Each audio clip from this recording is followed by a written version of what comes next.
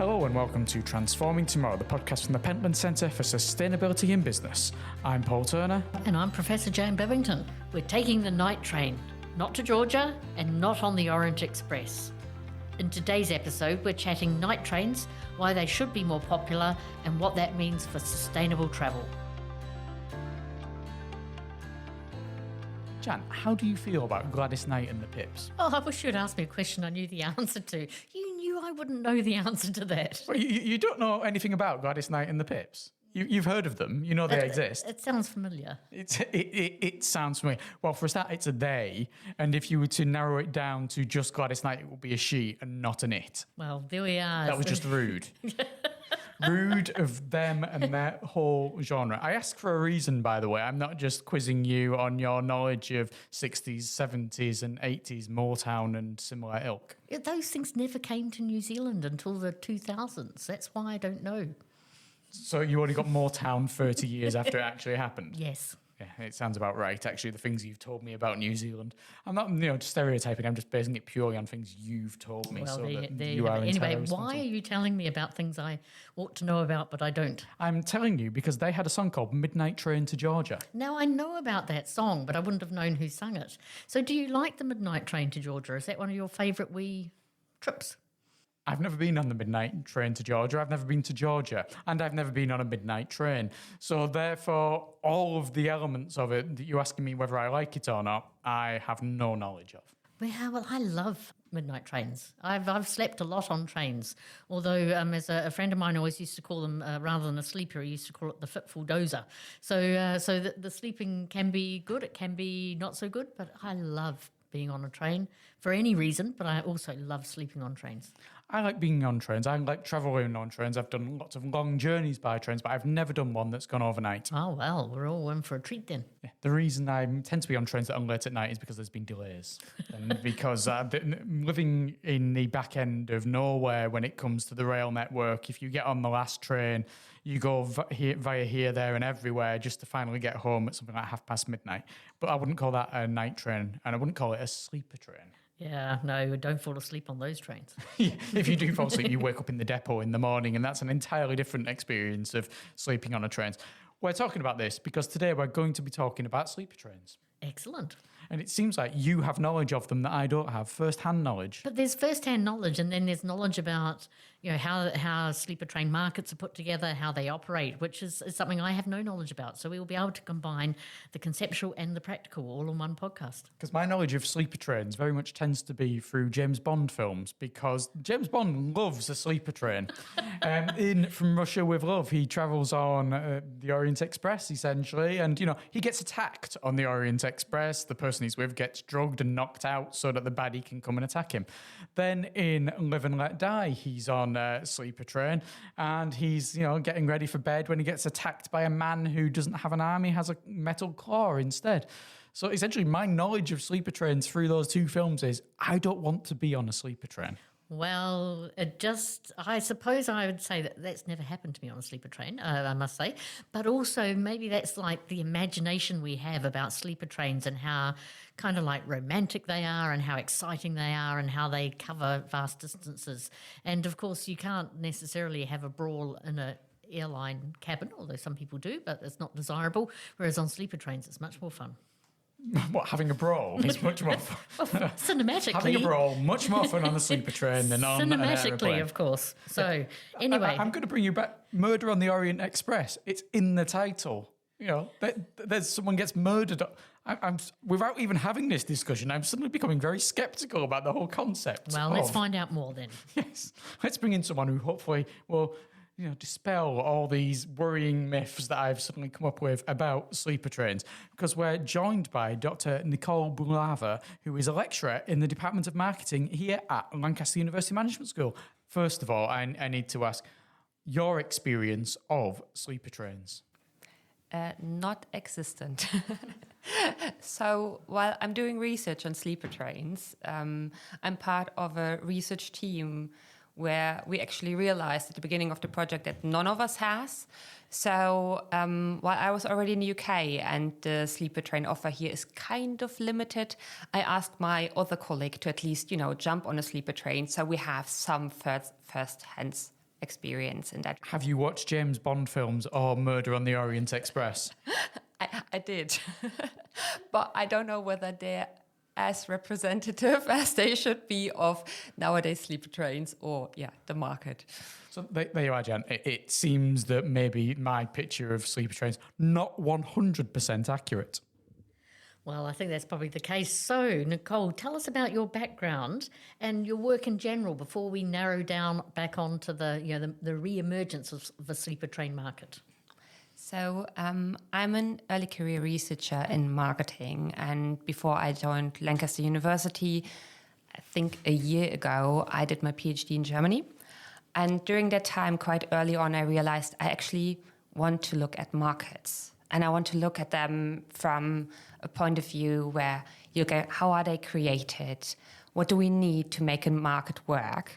So while getting into the topic of market making and market shaping, I realized I actually like to look at markets that are struggling in some sort of way. So markets that we have at this moment, which aren't working perfectly well yet. And what I focus on is actually looking and talking with various actors to see, okay, what can we do about this? How can we change them? How can we make them work in the future? Is that where sleeper trains fit in then? Because obviously your work looks at the re-emergence of sleeper trains, which is something that stereotypically you might think of as from 50, 60 years ago and then disappearing. But certainly whenever I look into travel nowadays, it seems to be more of an option across certain parts of continental Europe, say between Paris and Berlin, between Brussels and Munich, between various parts of Switzerland and other parts of Austria. Is that how this fits in as a re-emerging market that's been struggling? Yes, exactly. So while markets undergo several stages, from their early developments to at some point becoming more established. In the case of the sleeper train market, we had exactly the case that they were very popular in the 60s and 70s, and just, a very common means of transport to actually cover long distances between cities. What happened in the 2000s was that all of a sudden it was very common to travel by airplanes, and that was very cheap at the time.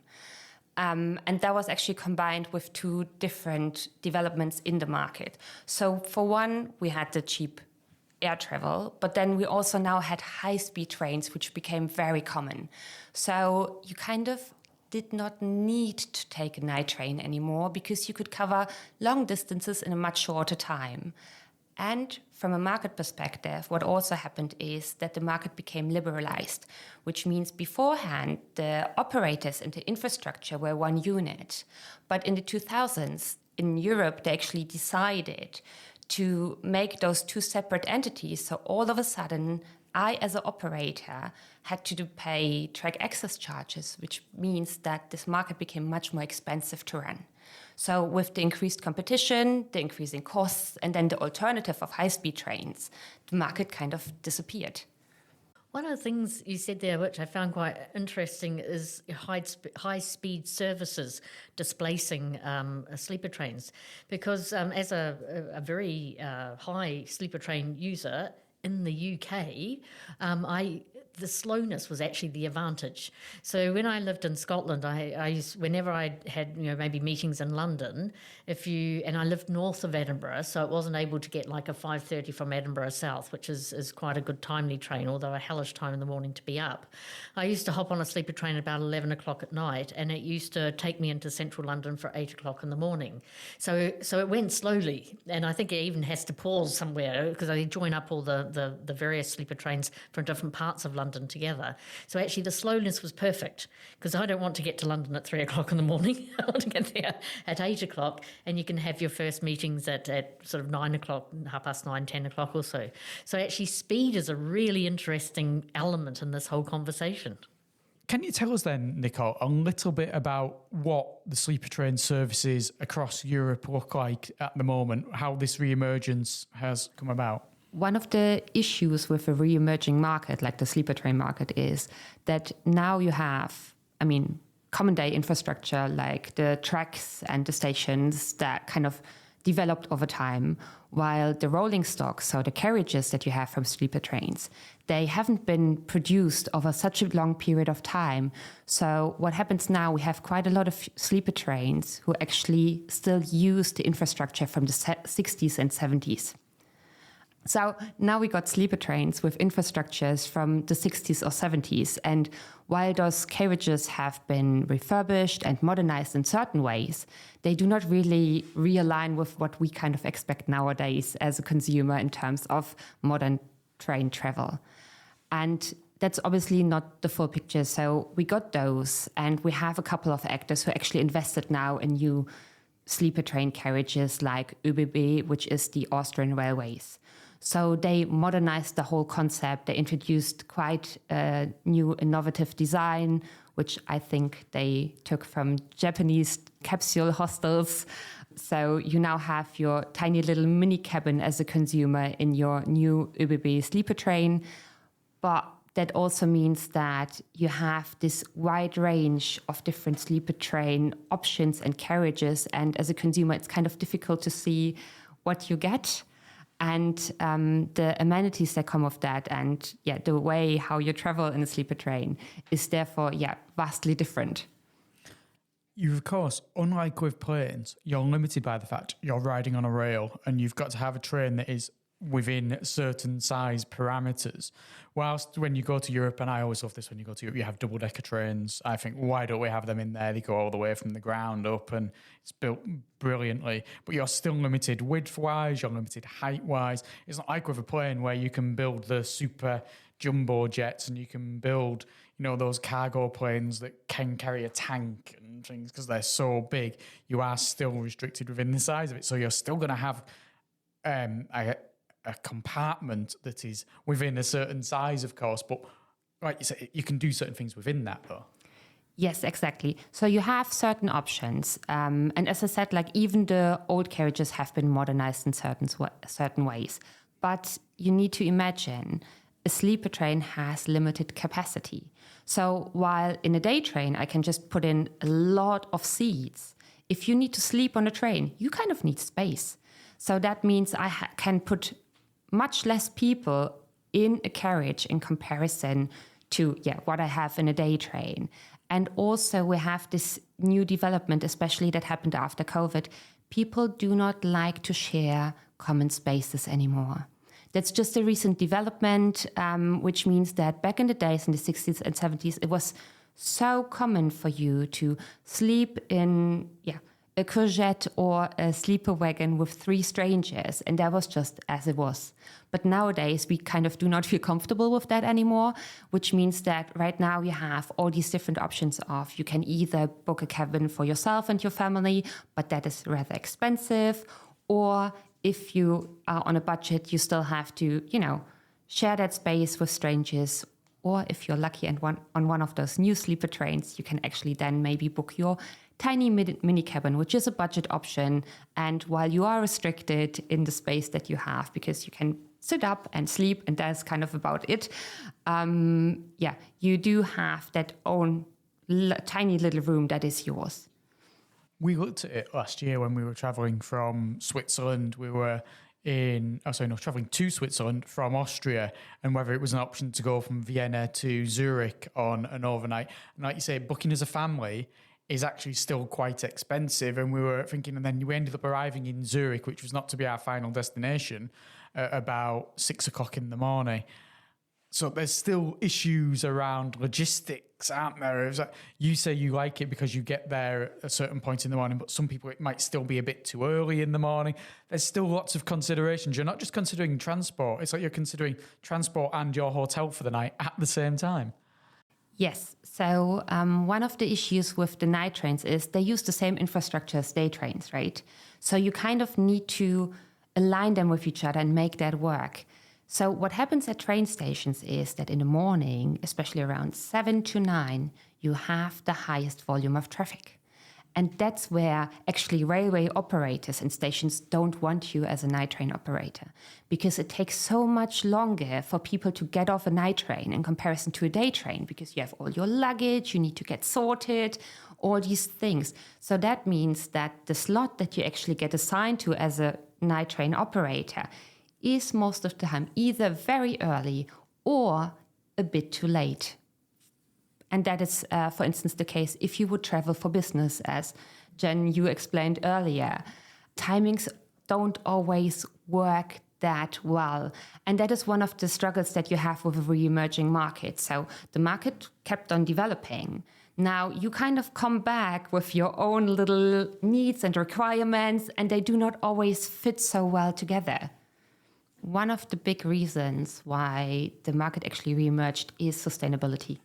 So we could really see that from 2010 onwards, there's this huge demand for more sustainable travel. Because let's face it, air travel between European cities has been increasing so much that as a consumer, I think a lot of people thought, okay, is this really the way to go? And that was one of the points that really pushed that market back. The other very important part was that actually the EU Commission wanted to move transportation towards more sustainability. So they actually push for more intercity and cross-border train travel. And that was one of the ways with their packages how they actually helped this market to get reintroduced. A very important actor that also took part in that was the Austrian Railways, because back in the days when everybody left the market in the 2000s, so that was the only actor that did the complete opposite. So they bought rolling stock. And they actually made sure to sustain the market just on a smaller level. And based on their actions and showing and proving that night trains can actually operate sustainably and that you can run them cost efficiently as well, there was such an important market signal for everybody else to actually make this comeback. There are certain hiccups and sometimes it's a bit difficult to book them. You do have the very huge advantage of, first of all, saving time because you travel overnight, right? And it's such a nice thing. You board a train in the evening and you arrive in the morning. And all time that you kind of spent was time sleeping. Whether you did so in a very comfortable way is a different thing. But, you know, it is a huge advantage. And then the other aspect that we have, actually, even going by plane, you still have to go to the airport. You have to check in. There's so many restrictions on your luggage and all these kind of things that you have to be aware of now. While most of the time, if you take a night train, you actually end up in the center of the town that you want to go into, which is a great thing.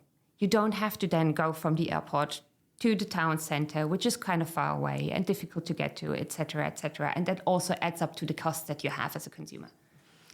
And so is there something about Europe which is the perfect size and the perfect level of connectivity that makes sleeper trains very viable? Or are they suitable for all kinds of regions of the world? Europe is not the only region that has sleeper trains, but we do have train history.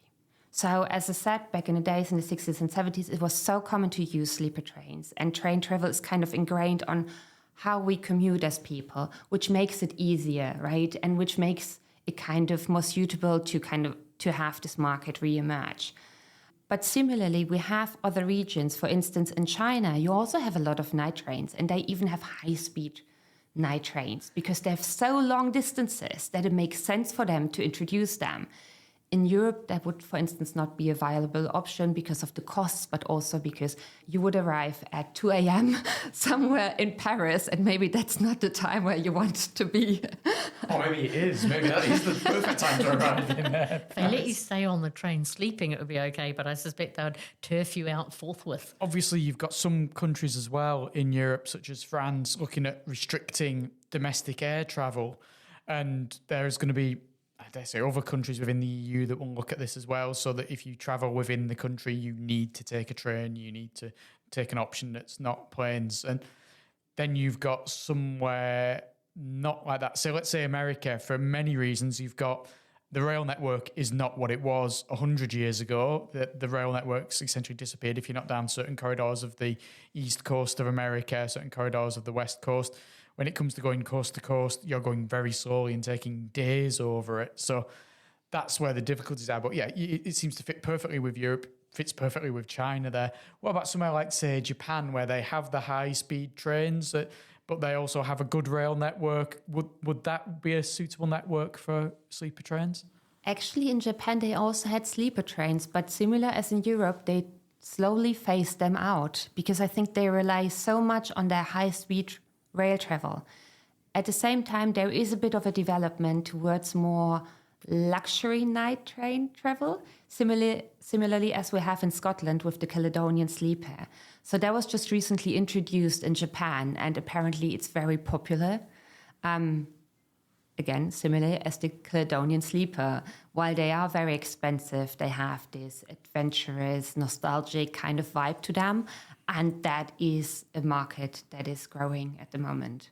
Sounds a bit like the Orient Express, in which case, death, murder, people being stabbed in their cabins. There was a Scottish TV program that was set on the sleeper that did involve murder, and I didn't see it, and I can't now recall what name was. But yeah, because I was chatting to people in Scotland, they said been on the sleeper, and someone goes, no way, I'm going on the sleeper. So I sort of uncovered that there was this show. You might remember its name. I think it was actually just called the Sleeper Train or the Night Train. Or I'm mixing that up with a recent movie that just came out when we started to look into our research. And I was wondering whether this is a good thing in terms of popularity and, pushing the topic, or whether this actually keeps people on their toes in terms of the night train. I'm pretty sure if you were to look into the actual death rate on trains compared to the death rate on trains that are depicted in TV and film, that there's going to be a big discrepancy there. Because I suddenly thought of the 450 from Paddington, which is a Miss Marple book, and also therefore dramatised many times. And that's it. Another one, a woman on a train wakes up, suddenly sees someone else getting murdered on the other train that's going past. Yep. Essentially, as long as you're not living in a fictional world, I think you're safe travelling by sleeper train. If you are living in a fictional world, and I'll leave you to figure out to yourself whether you're part of the Matrix, then do not take a sleeper train. This episode is much darker than I thought it was going to be. Lots more murder than we were. Murder and mayhem. Yes. What do you think the trend's going to be then going forward? You've talked about how there's been the resurgence. How do you see moving forward into the future what's going to happen with the sleeper train market? In my opinion, there is still potential to grow, right? We can see that new lines are introduced across Europe. We can see that operators expand the market, but we can also see a couple of new actors entering the market, which is always a good signal. That means, okay, something is happening, people are interested, and there is demand. We can see that as well. So the market will grow, at least in my opinion.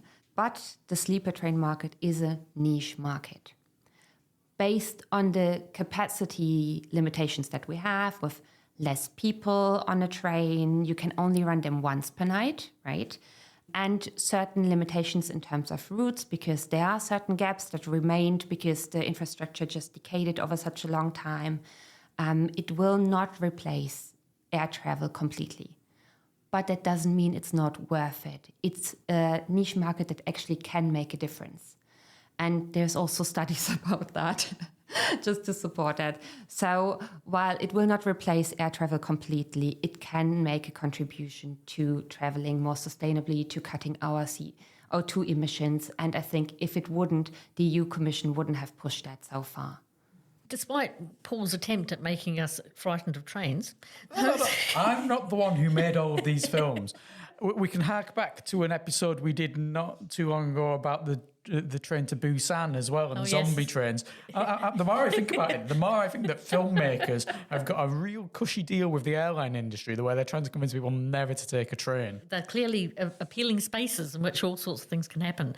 So, Nicole, what's your favourite daytime train? So I'm very torn between two. So I took recently the Jacobite steam train in Scotland, and that is just lovely. It's vintage, it's old, it's cute. And I mean, Scotland landscape. If you haven't been there, go, because, it's beautiful. Similarly, when I was still a student, I lived in Sweden for quite a while. I always took the train from Göteborg to Trollhättan, where I studied, and that was just picturesque.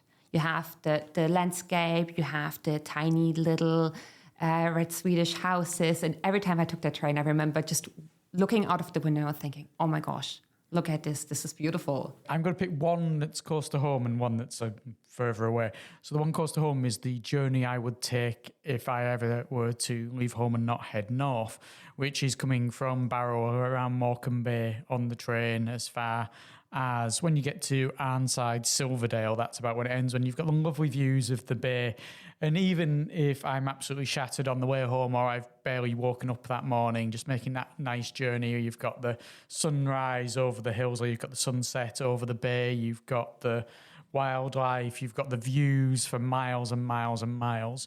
And then further away, I like the Bernina Express in Switzerland, where you're going up into the Alps, and there's some special trains where you can pay an absolute fortune to ride on this particular train.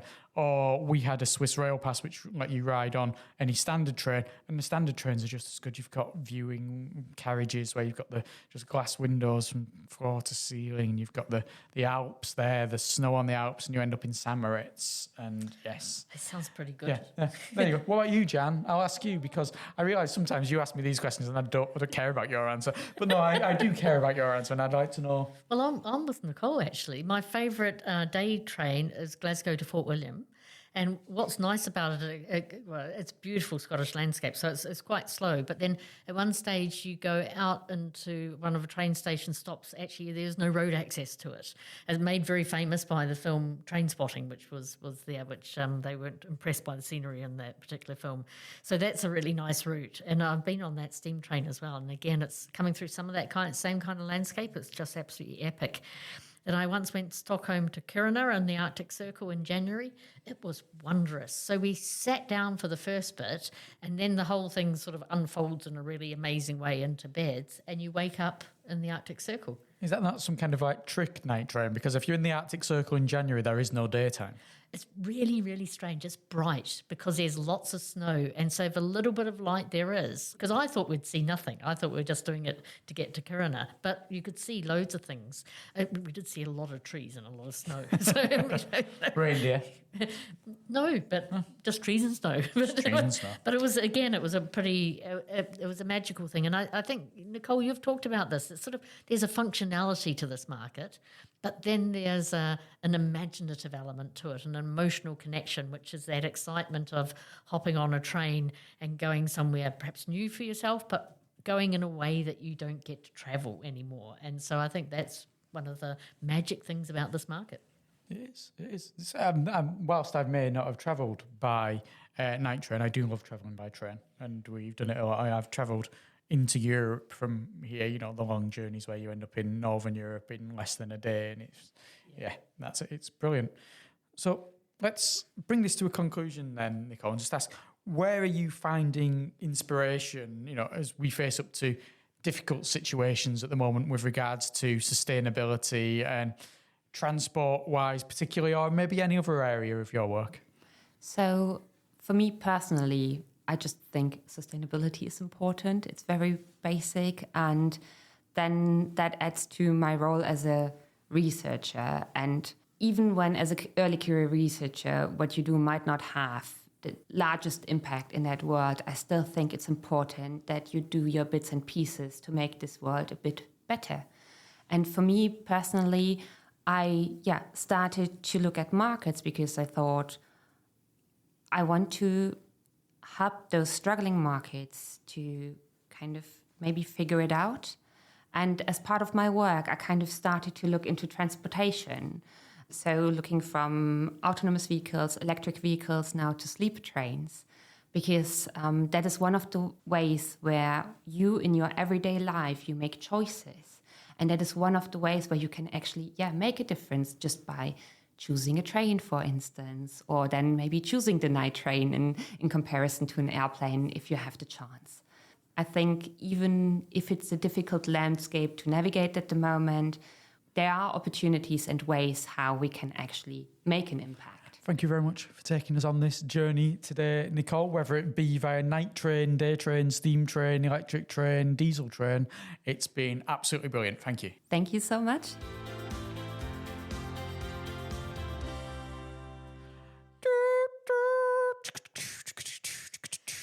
What are we doing? What are we doing? On the tracks, on the tracks. I think they don't need us doing No, that. they really don't. They don't need you trying to rap to the rhythm of a steam train. A big fail. But this is... I'm ready to go now.